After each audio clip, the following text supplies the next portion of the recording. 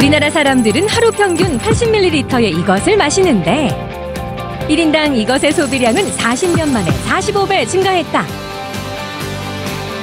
하루 2잔이면 필수 아미노산을 100% 충족시킬 수 있는 이것.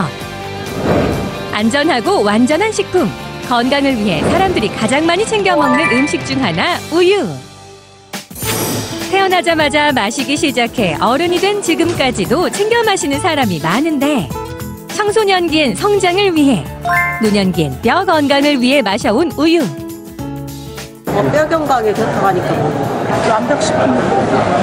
애들 키도 크고 네. 또 저희 같은 경우 이제 나이가 있어서 건강을 위해서죠.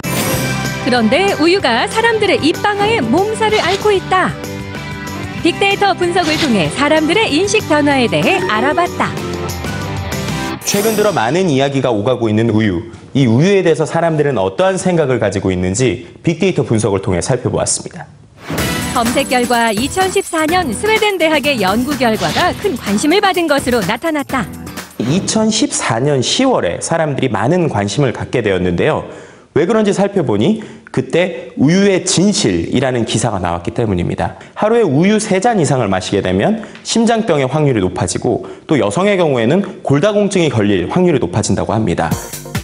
당연히 몸에 좋은 줄 알았던 우유가 오히려 고단백질 섭취의 원인이 돼 하루 700g 이상 마실 경우 사망률과 골절률이 높아진다는 연구 결과. 연구 결과를 담은 SNS 글과 기사가 큰 관심을 끌며 우유에 대해 안 좋은 인식이 퍼지기 시작했고, 그래서인지 SNS 분석 키워드를 살펴보면 긍정적인 키워드보다 부정적인 키워드가 많은 것을 볼 수 있는데 오해, 또 부작용, 또 어떤 위험성과 같은 부정적인 키워드가 많았습니다. 이러한 부정적인 키워드가 많고 사람들이 혼란스러워하다 보니까 국회에서는 이 기사가 나온 지 얼마 되지 않아서 공청회까지 열었습니다.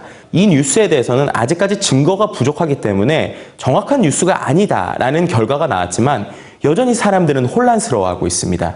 그래서 정말 우유를 하루에 몇 잔을 먹어야 되는 것이냐, 정말 많이 먹으면 건강에 위험한 것이냐, 정답을 알고 싶어하는 사람들이 많았지만 여전히 혼란스러운 것이 SNS 안에서 사람들이 생각하고 있는 의견입니다.